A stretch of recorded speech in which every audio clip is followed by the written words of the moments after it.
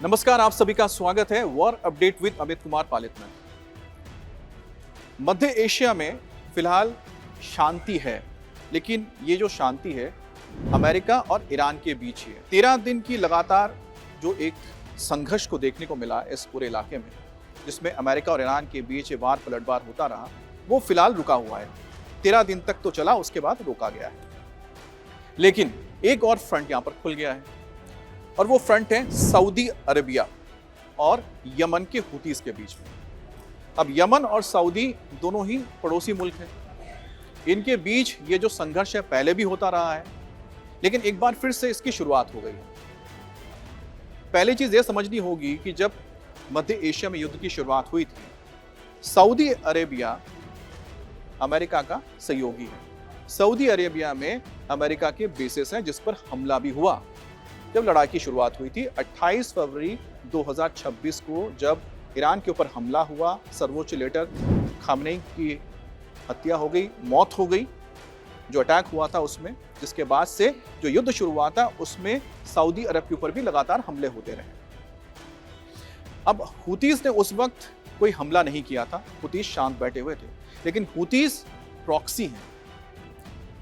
इनको समर्थन मिलता है ईरान की ओर से, क्योंकि जो हुती संगठन है ये दरअसल शिया हैं, और इनका जो दबदबा है वो यमन के अंदर, नॉर्थ यमन में सबसे ज्यादा है। और इस वक्त जो राजधानी है सना, वो हुतीस के ही अंदर है, उनके कब्जे में। और बाकी जो हिस्सा है, इसका एक बहुत बड़ा हिस्सा है, इसमें अलग अलग जो गुट बने हुए हैं, जिसमें सुन्नी गुट हैं, उनके कब्जे में आता है। और इनमें से कुछ को समर्थन सऊदी से मिला हुआ है, कुछ को यूएई से मिला हुआ है। तो कुल मिलाकर जो गृह युद्ध से घिरा हुआ यमन है, इसके अंदर हुतीस इस वक्त एक्टिव हो गए हैं। और अगर एक्टिव हुए हैं तो उसके पीछे एक ही वजह है, और वो है ईरान, क्योंकि ईरान का हमेशा से हुतीस को समर्थन रहा है। जिस वक्त गाजा में हमले हो रहे थे और इजराइल और हमास के बीच युद्ध चल रहा था, जिसमें हिजबुल्लाह भी कूदा था, उस दौरान हुतीस भी लगातार इजराइल के ऊपर हमले कर रहे थे, और इनको एक्टिव किया था ईरान ने। अब जब एक तरफ अमेरिका और ईरान में एक तरह से इस वक्त युद्ध थम गया है, फिर से युद्ध थम गया है, ये कहना बेहतर होगा कि फिर से युद्ध थम गया है, तो हुतीस और सऊदी अरेबिया के बीच युद्ध शुरू हो गया है, या संघर्ष शुरू हो चुका है। अब ट्रंप ने कहा है कि अमेरिका पूरी तरह से तैयार है, लेकिन बातचीत भी जारी रहेगी। अब जाहिर सी बात है कि 13 दिन तक ये जो पूरा संग्राम चला, क्योंकि स्टेट ऑफ हॉर्मुज के पास जो समझौता हुआ था 17 तारीख को, उसके बाद तय हुआ था कि दोनों ही देश अब मिलकर स्टेट ऑफ हॉर्मुज पर ध्यान रखेंगे। एक हॉटलाइन भी खुल जाएगा, लेकिन शायद ऐसी चीज़ें बने नहीं। उसके बाद जो इंटरनेशनल शिप्स जा रही थी स्टेट ऑफ हॉर्मुज से, उसके ऊपर हमला हो गया। उसके बाद अमेरिका ने जवाबी कार्रवाई कर दी, ईरान के ऊपर हमला कर दिया, और करते करते 13 दिन तक ये वार और पलटवार चलता रहा। लेकिन इस बीच अमेरिका ने साफ किया है कि युद्ध के लिए हम तो तैयारी हैं, किसी वक्त हम बड़ा हमला कर सकते हैं, लेकिन बातचीत हमने बंद नहीं की है। ईरान ने भी अमेरिकी दबाव को अब खारिज कर दिया है। उनका कहना है कि दबाव में आके तो हम बातचीत करने वाले नहीं हैं, अगर बातचीत होगी तो बराबरी पर होगी। अब जो युद्ध का दायरा है वो लाल सागर की ओर बढ़ गया है। स्टेट ऑफ हॉर्मुज यानी पर्शियन गल्फ होते हुए, हॉर्मुज होते हुए अब लाल सागर तक पहुंच गया है। तो ये दूसरा बहुत अहम रास्ता है जिसके जरिए आवाजाही होती है। अब तनाव बरकरार है, लेकिन कूटनीति की उम्मीदें अभी बाकी इसलिए हैं क्योंकि अमेरिका और ईरान के बीच जो मध्यस्थता कर रहे थे, जैसे कतर है या पाकिस्तान है, उनकी ओर से जो संदेश है, जो मैसेजेस है, वो उसका आदान प्रदान चल रहा है, और दोनों देश आपस में बातचीत करें, लेकिन इनडायरेक्ट बातचीत हो रही है। अमेरिका की ओर से, खासतौर पर डोनाल्ड ट्रंप की ओर से एक बात कही गई है कि जो मौजूदा वहां पर सत्ता है, यानी कि मुस्तफा खमेनी जो है इस वक्त सर्वोच्च लीडर हैं, उनके ओर से जो बातें कही जा रही हैं उसको अमल में नहीं लाया जा रहा है, या फिर जो अब्बास अरागाची है, या फिर जो बाकी इस वक्त प्रतिनिधि मंडल है जो अमेरिका के साथ लगातार बातचीत करते हैं, उनकी जो कथनी और करनी में समानता नहीं है। जो बातें, जो शर्तें लागू की जाती है उसको जमीन पर नहीं उतारते हैं, और यही कहीं ना कहीं ईरान की ओर से भी अमेरिका के लिए कहा जा रहा है। अब हम बात करते हैं कि इस वक्त जो मिडिल ईस्ट में एक नया जो फ्रंट खुला है, उसके इलाके में चल क्या रहा है, और क्या कोई एक और फ्रंट खुल सकता है कि उसकी संभावना काफी ज्यादा बढ़ गई है। ये हॉर्मुज है, स्टेट ऑफ हॉर्मुज,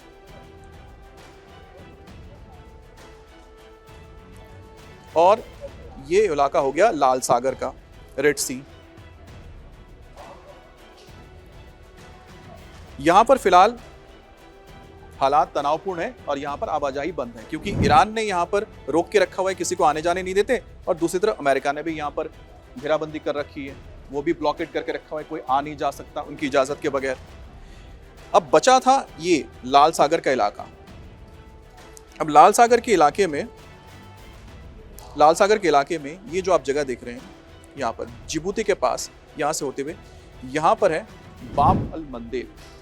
बाब अल मंदेब जो स्टेट ऑफ हॉर्मुज है, एक बहुत ही संकरी गली है। ये देखिए, इसको आप देख पाएंगे, आप देख सकते हैं कि बहुत ही ये संकरा सा एक रास्ता है, समुद्री रास्ता है, जैसे कि स्टेट ऑफ हॉर्मुज में बढ़ता है इस जगह पे। अब यहाँ से जो भी जहाज आएंगे जाएंगे, वहाँ से इसके ऊपर आराम से ये यमन का जो नॉर्दर्न इलाका, ये हुतीस के पास है, ये इलाका ये पूरा हुतीस के पास है। तो हुतीस इसके ऊपर हमला कर रहे हैं वहाँ के जहाज़ों पर। और यहाँ पर जो सऊदी अरब के जो जहाज़ थे, जो इस इलाके से, सऊदी के पास पर्शियन गल्फ का भी रास्ता है और साथ ही लाल सागर का रास्ता है, जहाँ से वो तेल को निर्यात करते हैं। तो यहाँ पर जो सऊदी के जहाज़ तेल लेकर निकल रहे थे, तो उनके ऊपर हमला किया गया, उनको वापस भेज दिया गया। तो हुतीज़ ने यहाँ पर ब्लॉक कर दिया है। उनका ये कहना है कि सऊदी के जहाज़ हम आने जाने नहीं देंगे।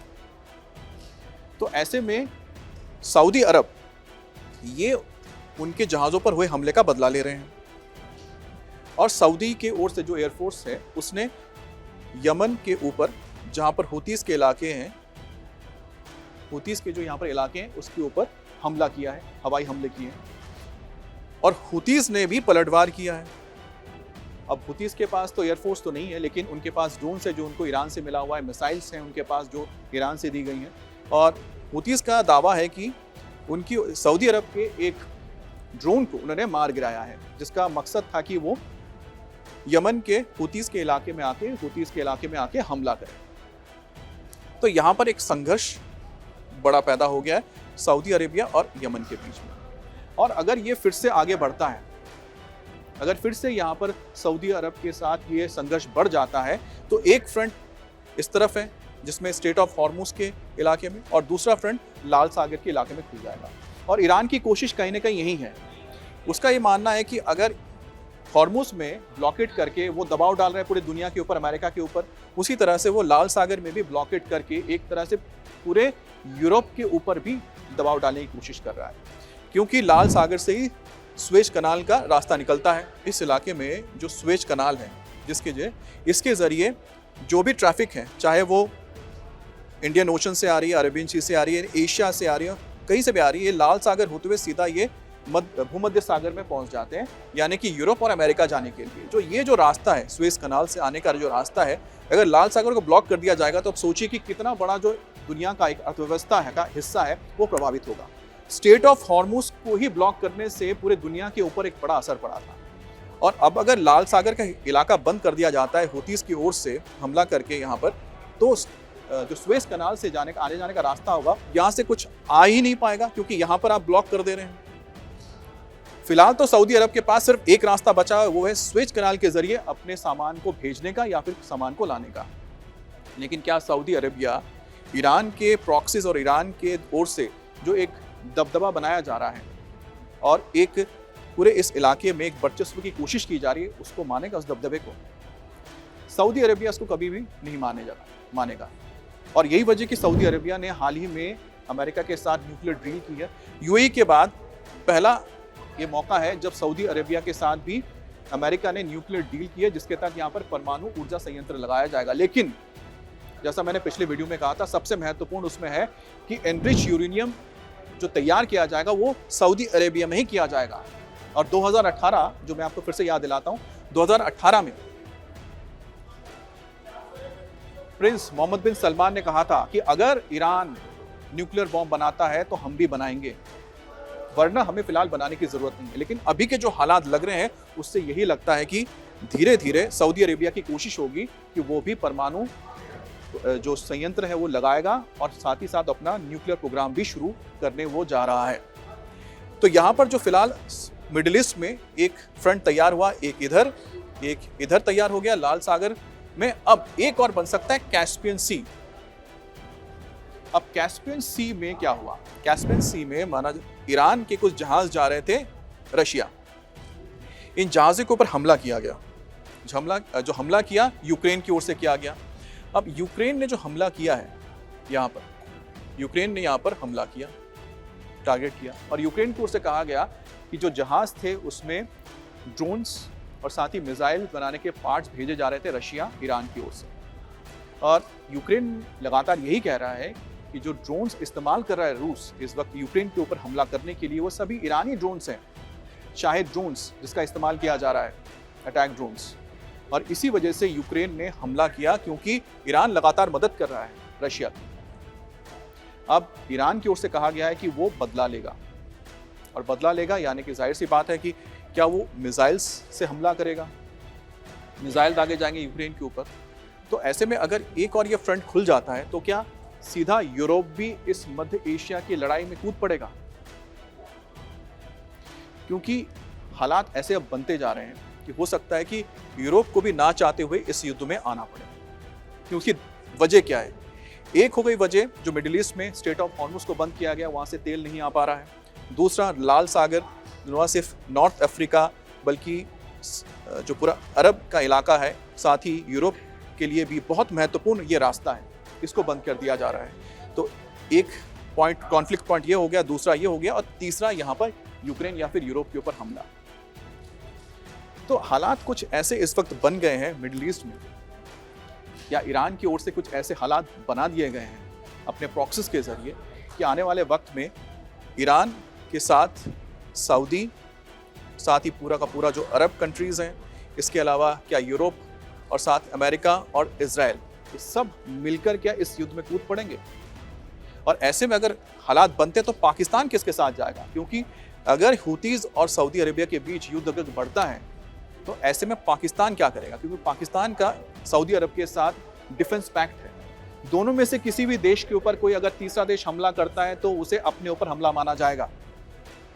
तो इसका मतलब ये होता है कि सऊदी अरेबिया के ऊपर अगर हमला होता है तो क्या पाकिस्तान अपनी सेना भेजेगा? क्योंकि पहले से उसके कुछ एयरफोर्स के जो जहाज हैं JF-17 वो तैनात कर दिए गए हैं सऊदी अरेबिया में, कि अगर ईरान की ओर से ज़्यादा हमले होते हैं तो ऐसे में जो पाकिस्तानी एयरफोर्स है वो भी इसमें शामिल होंगे।